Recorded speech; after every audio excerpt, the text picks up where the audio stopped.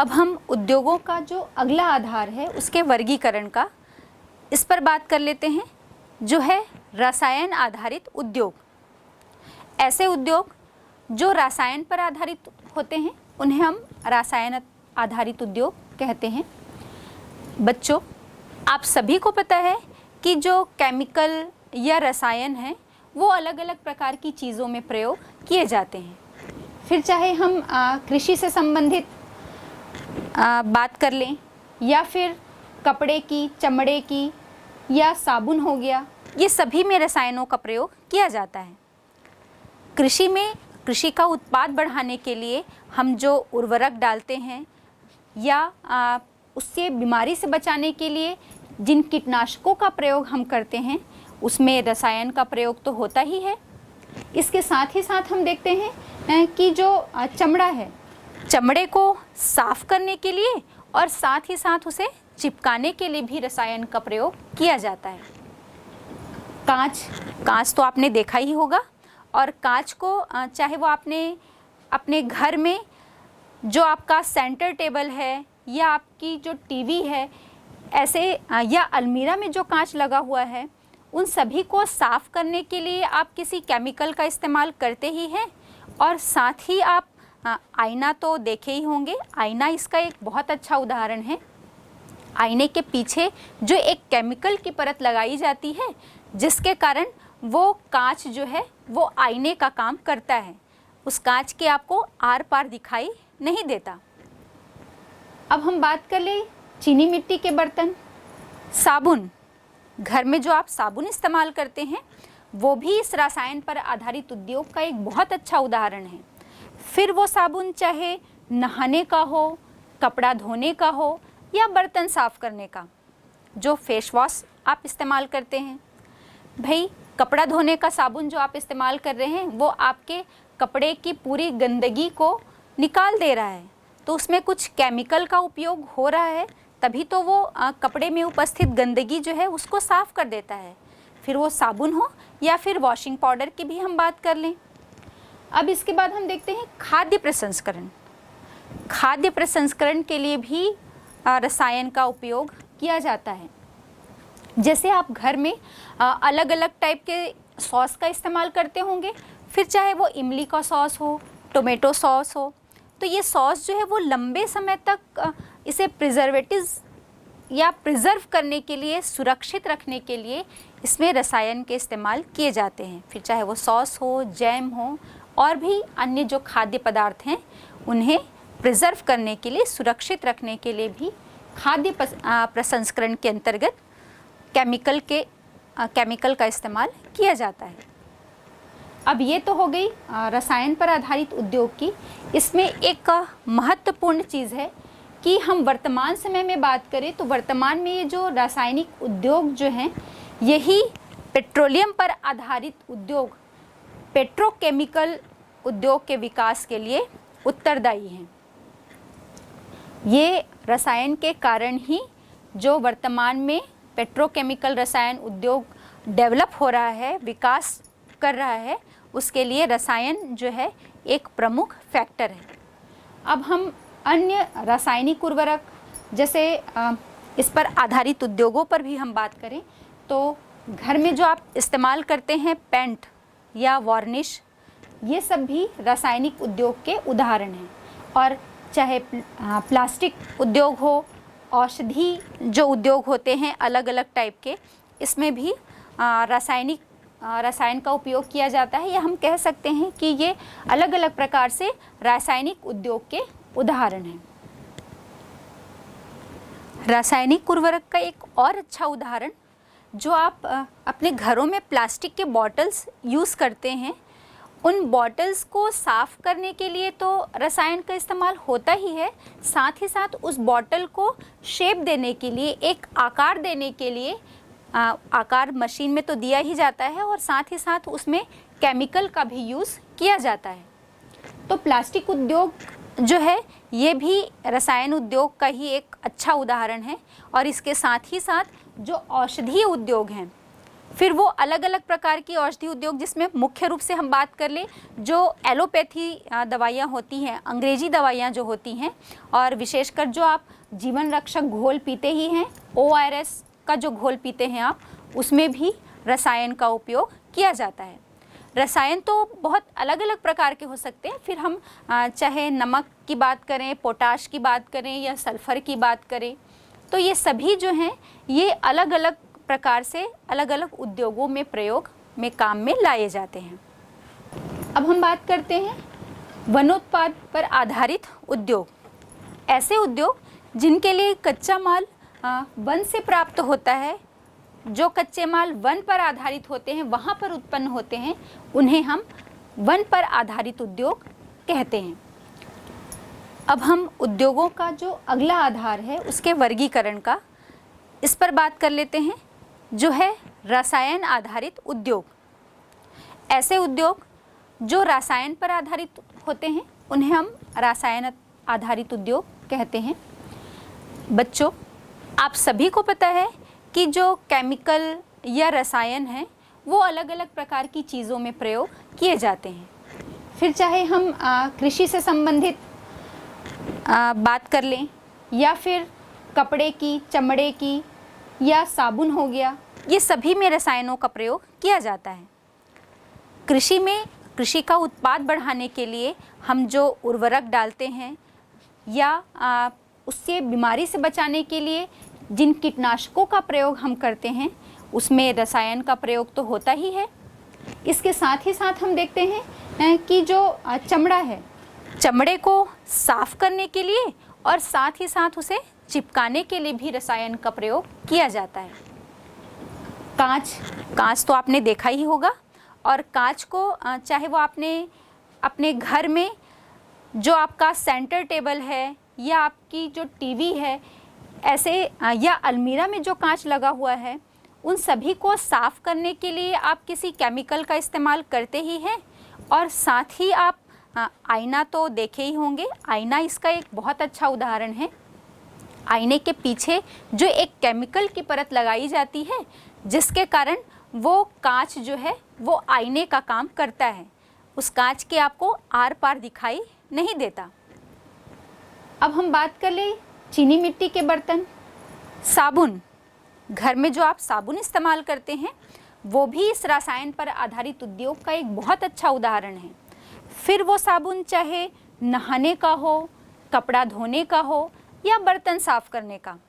जो face wash आप इस्तेमाल करते हैं, भाई कपड़ा धोने का साबुन जो आप इस्तेमाल कर रहे हैं वो आपके कपड़े की पूरी गंदगी को निकाल दे रहा है, तो उसमें कुछ केमिकल का उपयोग हो रहा है, तभी तो वो कपड़े में उपस्थित गंदगी जो है उसको साफ कर देता है।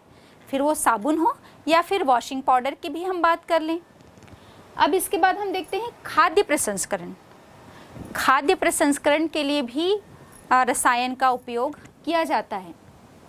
जैसे आप घर में अलग अलग टाइप के सॉस का इस्तेमाल करते होंगे, फिर चाहे वो इमली का सॉस हो, टोमेटो सॉस हो, तो ये सॉस जो है वो लंबे समय तक इसे प्रिजर्वेटिव्स या प्रिजर्व करने के लिए, सुरक्षित रखने के लिए इसमें रसायन के इस्तेमाल किए जाते हैं। फिर चाहे वो सॉस हो, जैम हो, और भी अन्य जो खाद्य पदार्थ हैं उन्हें प्रिजर्व करने के लिए, सुरक्षित रखने के लिए भी खाद्य प्रसंस्करण के अंतर्गत केमिकल का इस्तेमाल किया जाता है। अब ये तो हो गई रसायन पर आधारित उद्योग की। इसमें एक महत्वपूर्ण चीज़ है कि हम वर्तमान समय में बात करें तो वर्तमान में ये जो रासायनिक उद्योग जो हैं, यही पेट्रोलियम पर आधारित उद्योग, पेट्रोकेमिकल उद्योग के विकास के लिए उत्तरदायी हैं। ये रसायन के कारण ही जो वर्तमान में पेट्रोकेमिकल रसायन उद्योग डेवलप हो रहा है, विकास कर रहा है, उसके लिए रसायन जो है एक प्रमुख फैक्टर है। अब हम अन्य रासायनिक उर्वरक जैसे इस पर आधारित उद्योगों पर भी हम बात करें तो घर में जो आप इस्तेमाल करते हैं पेंट या वार्निश, ये सब भी रासायनिक उद्योग के उदाहरण हैं। और चाहे प्लास्टिक उद्योग हो, औषधि जो उद्योग होते हैं अलग अलग टाइप के, इसमें भी रासायनिक रसायन का उपयोग किया जाता है, या हम कह सकते हैं कि ये अलग अलग प्रकार से रासायनिक उद्योग के उदाहरण हैं।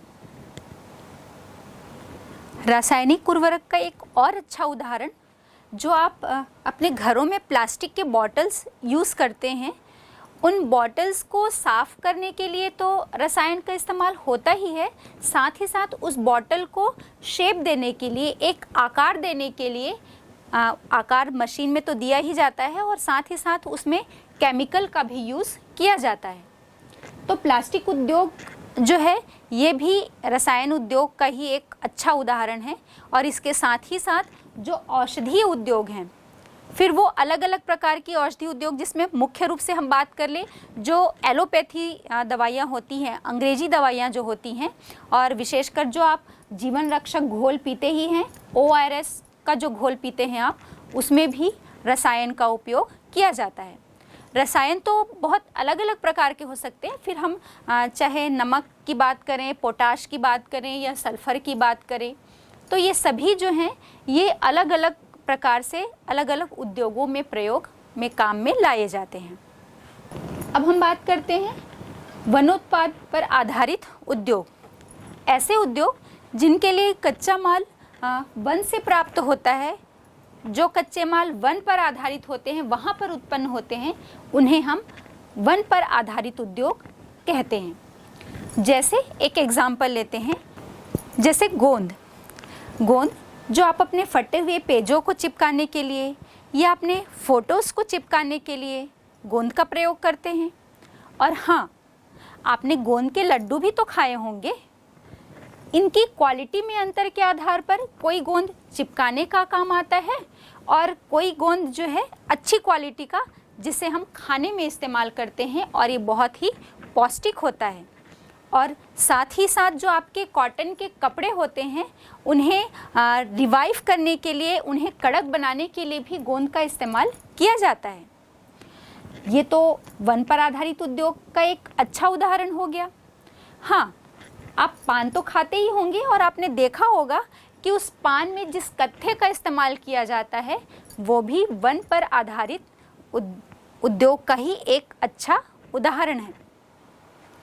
अब इसके साथ ही हम बात करते हैं घर में जो आप धूप जलाते हैं, अगरबत्ती जला रहे हैं, जैसे आप धूप जो लोबान का इस्तेमाल करते हैं, और साथ ही साथ उसे जलाने के लिए जो दिया सलाई प्रयोग में लाते हैं, ये भी आपके वन पर आधारित उद्योग या उससे मिलने वाले कच्चे माल पर आधारित उद्योग का एक अच्छा उदाहरण है।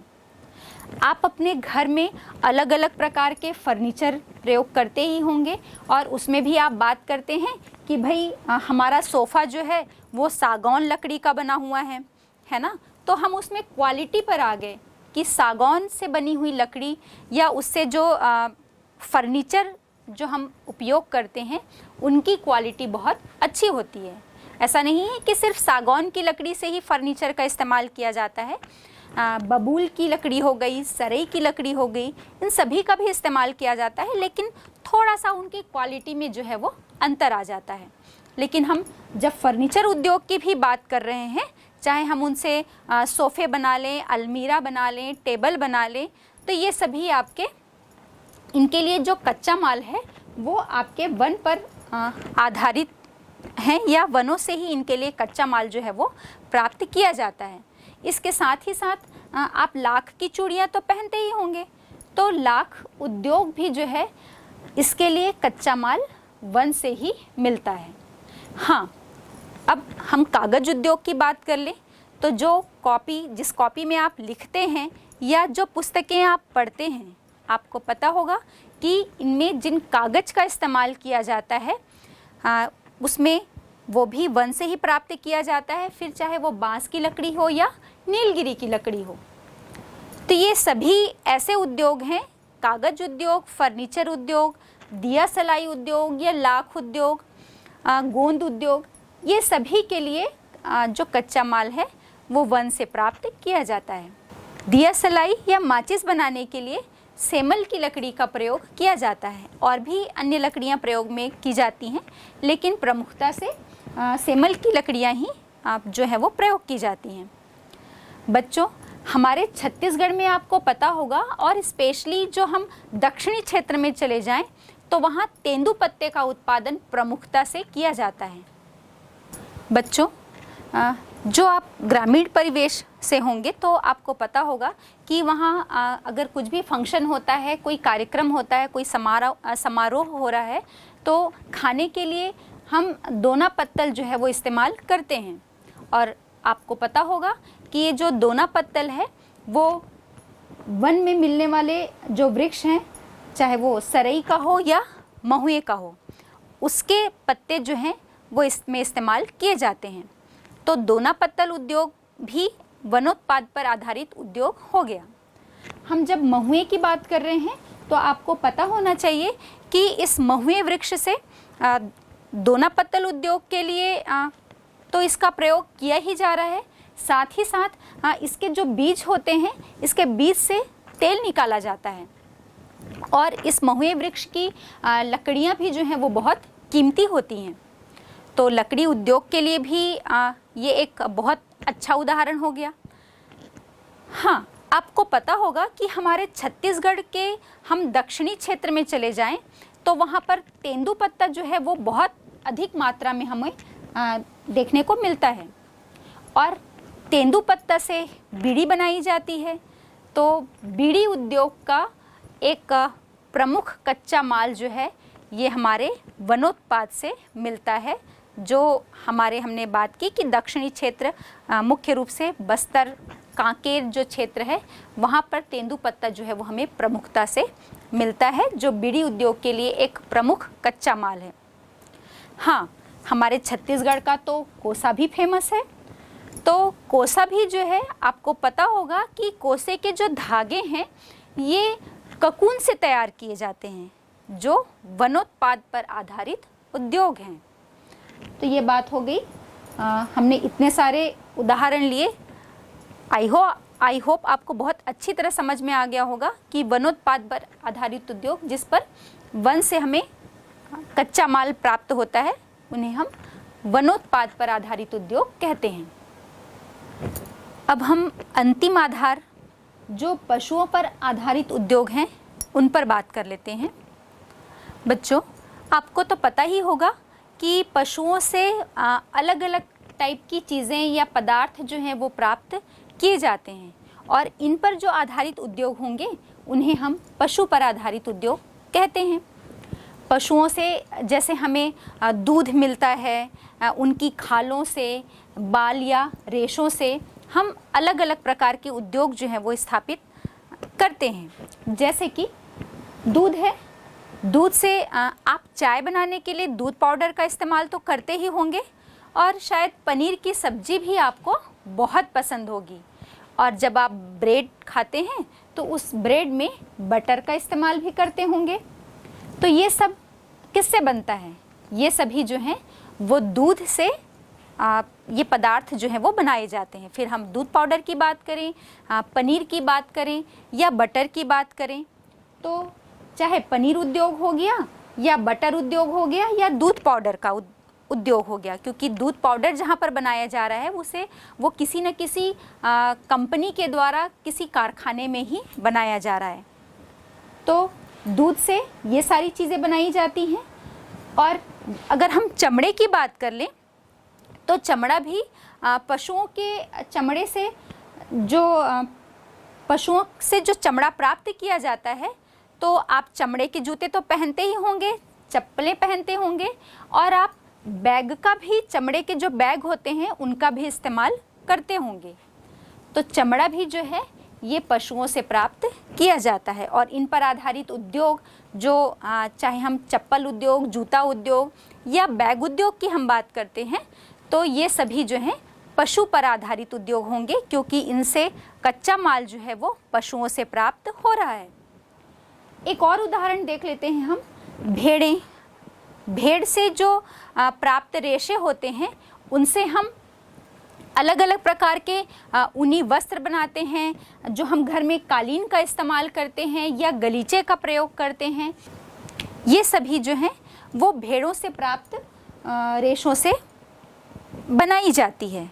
फिर आप ठंड के मौसम में जो ऊनी वस्त्र के रूप में शॉल है, स्वेटर है, या छोटे छोटे बच्चों को जो हम फर वाले कपड़े पहनाते हैं, ये सभी जो हैं वो भेड़ों से प्राप्त रेशों से ही बनाया जाता है।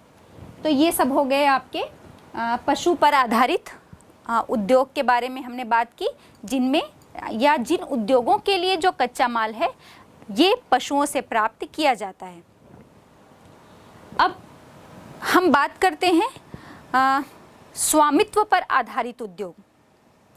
बच्चों, हमने इतने सारे उद्योगों की बात की, फिर चाहे वो कच्चे माल पर आधारित हो, कच्चे माल पर हमने देखा कि अलग अलग, किसी में पशु से कच्चा माल प्राप्त किया जा रहा है, किसी में खनिज जो है वो कच्चे माल के रूप में प्रयोग होता है, किसी में कृषि पर आधारित कच्चा माल होता है।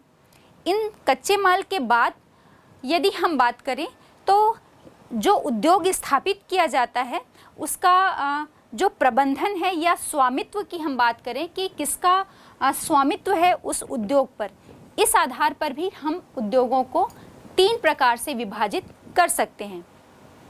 इसमें है पहला आपका सार्वजनिक उद्योग, दूसरा है संयुक्त उद्योग और तीसरा है निजी उद्योग।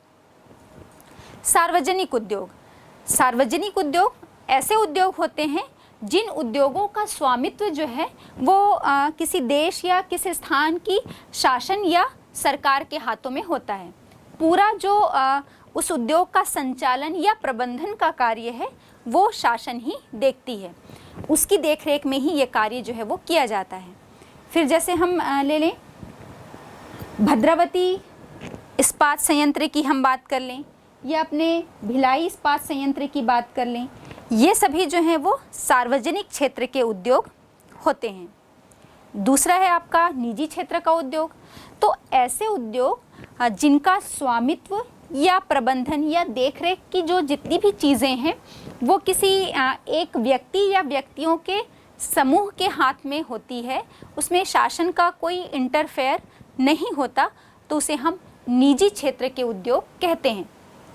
जैसे आप अपने छत्तीसगढ़ में रायगढ़ जिले में जो जिंदल इस्पात संयंत्र है, या जिंदल ने जितने भी कारखाने जो लगाए हुए हैं, उद्योग जो स्थापित किए हैं, ये सभी निजी क्षेत्र के उद्योग के उदाहरण हैं। तीसरा आपका संयुक्त प्रकार का उद्यम हो गया, या संयुक्त प्रकार के उद्योग हो गए। संयुक्त नाम से ही हमें पता चल रहा है, ना वो निजी हाथों में होगा और ना ही वो सार्वजनिक या शासन के हाथों में होगा। ये संयुक्त प्रकार का जो उद्योग या उद्यम होता है, इसमें उस उद्योग का जो शासन है या प्रबंधन है, ये किसी निजी व्यक्ति के और शासन दोनों के द्वारा ही इसका संचालन जो है वो किया जाता है। चाहे वो प्रबंधन का कार्य हो या पूरे ही उद्योग के संचालन का कार्य हो, ये किसी एक हाथ में नहीं होता, ये निजी और सार्वजनिक दोनों प्रकार के जो स्वामित्व हैं ये इसका संचालन जो है वो करते हैं। तो इसे हम संयुक्त प्रकार के उद्यम या उद्योग कहते हैं। इसके बाद उद्योग का एक अंतिम जो आधार है, या आधार के आधार पर जो वर्गीकरण है उस पे हम बात करें तो उपभोक्ता उद्योग और एक है आधारभूत उद्योग। आधारभूत उद्योग या मूलभूत उद्योग, इस पर तो हमने और पहले भी कई बार चर्चा कर ली है।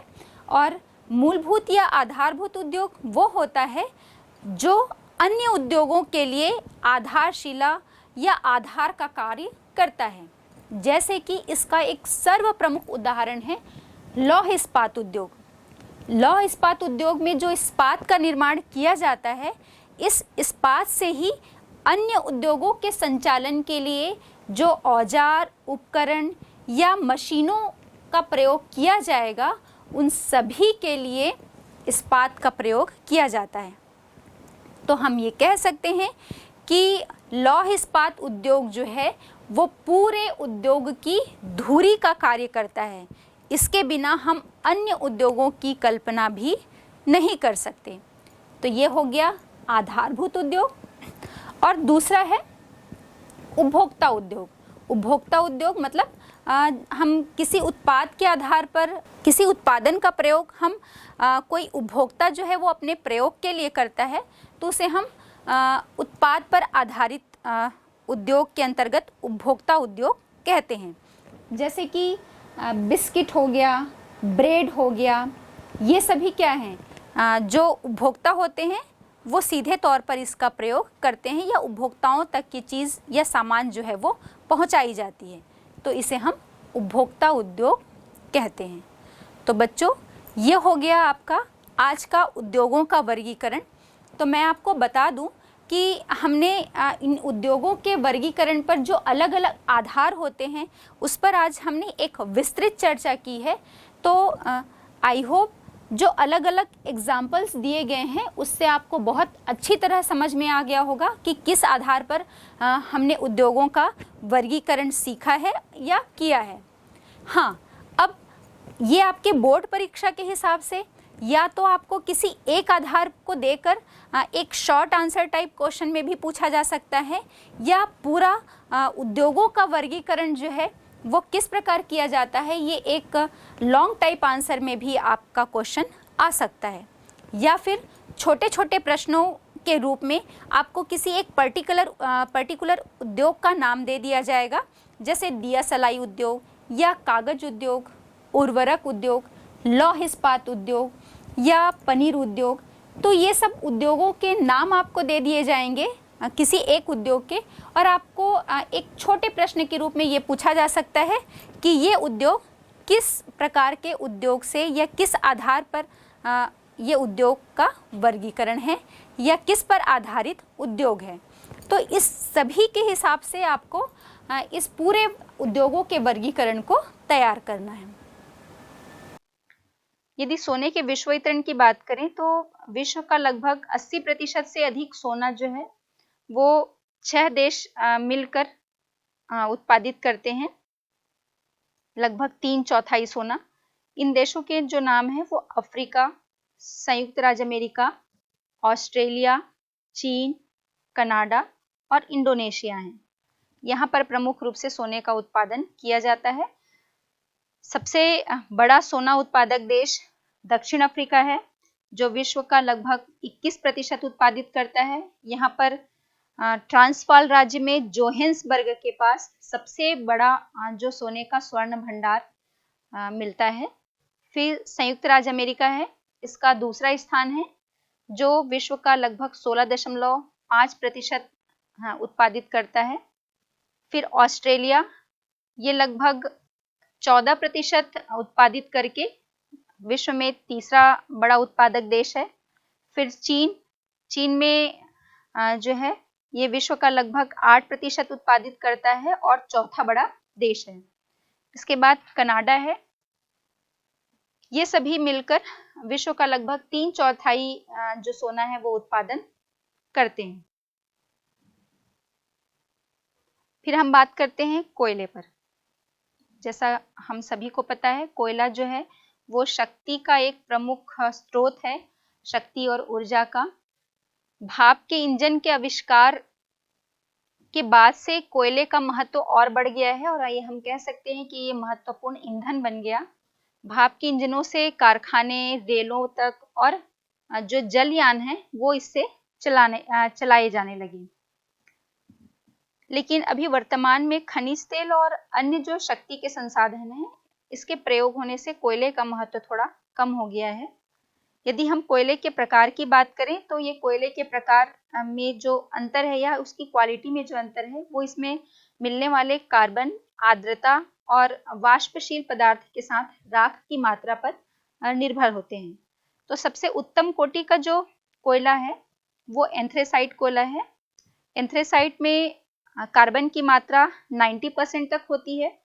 ये बहुत ही काला और चमकीला और साथ ही कड़ा होता है, सख्त होता है, और इसमें आर्द्रता की बहुत कम मात्रा होती है, जिसके कारण इसे बहुत जल्दी से जलाया जा सकता है और एक बार जलाने के बाद ये काफी देर तक जलता रहता है और बहुत अधिक मात्रा में ऊष्मा देता है। इसके साथ ही इसकी विशेषता यह है कि ये बहुत कम धुआं देता है और जलने के बाद इससे बहुत कम मात्रा में राख जो है वो बचता है, लेकिन इसका भंडार जो है वो विश्व में बहुत सीमित मात्रा में है, बहुत कम मात्रा में है। दूसरा बिटुमिनस कोयला, एंथ्रेसाइट के बाद ये दूसरा सबसे उत्तम कोटि का कोयला है। इसमें कार्बन की मात्रा 70 से 90% तक होती है। ये कोयला मुलायम होता है और इसका जो रंग है वो काला गहरा भूरा होता है। इसमें थोड़ी मात्रा में नमी का अंश पाया जाता है, यह भी लेकिन आग जल्दी से पकड़ लेता है और जलने के बाद इसमें बहुत थोड़ी मात्रा में राख बचती है। यदि हम पूरे विश्व में देखें तो विश्व के कुल कोयला उत्पादन का 80% भाग जो है वो बिटुमिनस कोयला ही पाया जाता है। फिर तीसरा है लिग्नाइट कोयला। इसका रंग भूरा होता है और इसके कारण इसे भूरा कोयला भी कहा जाता है। इसमें कार्बन की मात्रा 45% होती है, नमी बहुत अधिक पाई जाती है। ये कोयला बहुत मुलायम होता है और जलते समय इसमें से बहुत धुआं निकलता है, कम मात्रा में ऊष्मा देता है और जलने के बाद इसमें बहुत अधिक मात्रा में राख बचती है। विश्व में जितना भी उत्पादित होता है कोयला, उसका 15% जो है वो लिग्नाइट कोयला मिलता है।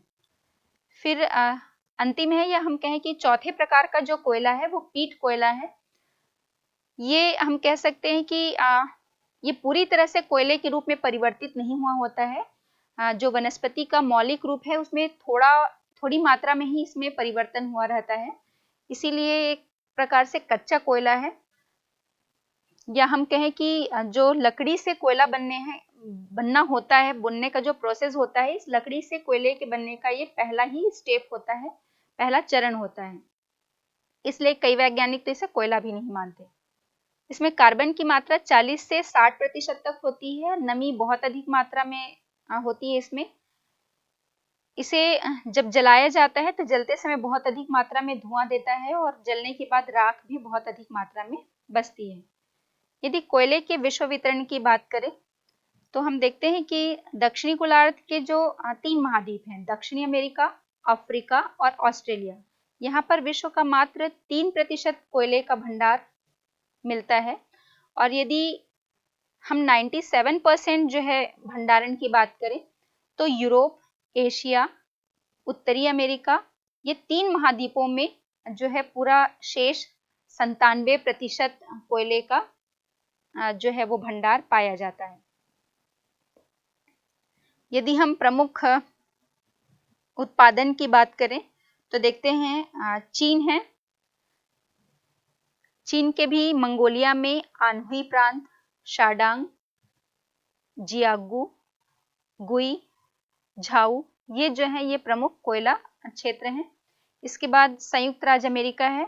संयुक्त राज्य अमेरिका का भी जो अपलेशियन कोयला क्षेत्र है ये प्रमुख कोयला क्षेत्र में आता है और यूएसए या संयुक्त राज्य अमेरिका जो है वो विश्व का लगभग 24.1% कोयला उत्पन्न करता है और चीन के बाद इसका दूसरा स्थान है।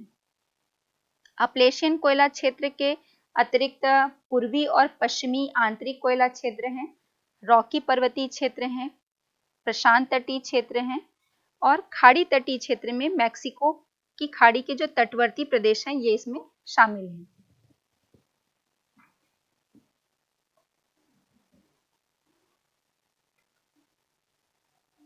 अब हम अपने भारत में बात कर लेते हैं। तो भारत का जो प्रमुख कोयला क्षेत्र है वो झारखंड, पश्चिम बंगाल, मध्य प्रदेश, छत्तीसगढ़ और ओडिशा, ओडिशा राज्य में और विशेष रूप से ये दामोदर घाटी क्षेत्र में फैले हुए हैं।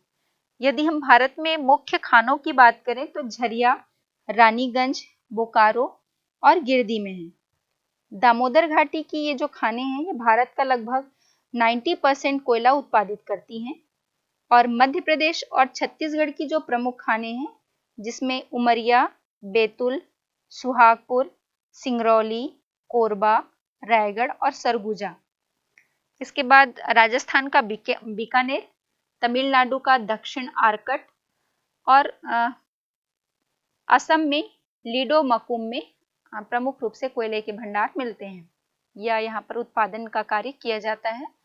और कश्मीर में हम देखें तो लिग्नाइट प्रकार का जो कोयला है वो मिलता है। इसके अतिरिक्त हम बात करें तो जर्मनी, ब्रिटेन, ऑस्ट्रेलिया, दक्षिण अफ्रीका और दक्षिणी अमेरिका, यहाँ भी कोयले के प्रमुख रूप से भंडार पाए जाते हैं और कोयले का उत्पादन किया जाता है। फिर हम बात करते हैं पेट्रोलियम। पेट्रोलियम को हम खनिज तेल भी कहते हैं और आज के समय में इसका महत्व का अंदाजा हम बहुत अच्छी तरह से लगा सकते हैं कि भावी पीढ़ी के लिए इसे बचाकर हमें उपयोग करना पड़ रहा है। पेट्रोलियम जो है वो हम कह सकते हैं कि जो पेट्रोलियम से प्रकाश है, ताप है या शक्ति प्राप्त करना हमने लगभग 1860 के बाद से ही करना सीख लिया था और जब से इसका आविष्कार हुआ है तब से पेट्रोलियम की खपत में या इसके उपयोग में बहुत अधिक वृद्धि हुई है। इसका प्रयोग जो है वो मोटर, कार, वायुयान, ट्रक, ट्रैक्टर आदि में बहुत बृहद पैमाने पर होता है और अधिकांश जो है वो रेल के इंजन या जलयान भी इसी से चलाए जाते हैं। आप सभी को पता होगा कि पेट्रोलियम जब कुओं से निकाला जाता है तो इसमें अनेक प्रकार की अशुद्धियां होती हैं जिसे पहले साफ करने के लिए शोधनशाला में भेजा जाता है और उसके बाद ही इसे शुद्ध करके फिर पेट्रोल, डीजल, केरोसिन, मिट्टी का तेल जिसे हम कहते हैं और अन्य प्रकार के जो चीजें हैं वो या अन्य प्रकार के जो पदार्थ हैं वो बनाए जाते हैं। इसके साथ ही कृत्रिम रबड़, प्लास्टिक, रसायन उद्योग और अनेक प्रकार के जो मेकअप जो किट हैं उसमें हम कह सकते हैं या और साथ ही साथ जो सुगंधित वस्तुओं के निर्माण है इनमें भी पेट्रोलियम का प्रयोग जो है वो बड़ी मात्रा में किया जाता है। इसका सबसे बड़ा फायदा ये है कि इसे उत्पादक क्षेत्र से लेकर उपभोक्ताओं तक पाइपलाइन या टैंकर से हम बहुत आसानी से पहुंचा सकते हैं। अब पेट्रोलियम के विश्व वितरण में देखते हैं कि वर्तमान समय में 65 से अधिक देश जो है वो पेट्रोलियम का उत्पादन कर रहे हैं। इसमें जो मध्य पूर्व में पेट्रोलियम है उसकी जो सबसे अधिक मात्रा है वो यहीं पर हमें संचित मिलती है और ये क्षेत्र जो है ये विश्व का सबसे बड़ा पेट्रोलियम उत्पादक क्षेत्र है जिसमें संयुक्त राज्य अमेरिका, सोवियत संघ, वेनेजुएला ये जो है ये महत्वपूर्ण उत्पादक हैं। अब हम देख लेते हैं प्रमुख देशों में तो सऊदी अरब ये सबसे बड़ा पेट्रोलियम का उत्पादक है और यहाँ बहुत विस्तृत मात्रा में पेट्रोलियम के भंडार मिलते हैं। ये यहाँ पर विश्व का लगभग 10% तेल का भंडार है और